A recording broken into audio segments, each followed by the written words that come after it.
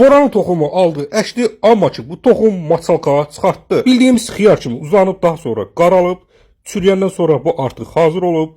Qonşusu deyib ki, bu boranı döyür və maçalkadır. Bu insan da çox sevinib, elə biləli bunu gözləyirmiş və başlayıb bu maçalkalardan əməlcə istifadə etməyə və xatırladım ki, bu maçalkaların təbii maçalkalardır.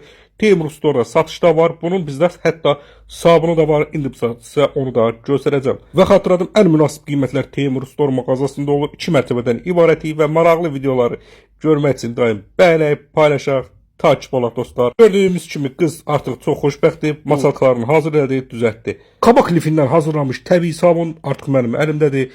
Birlikdə baxaq.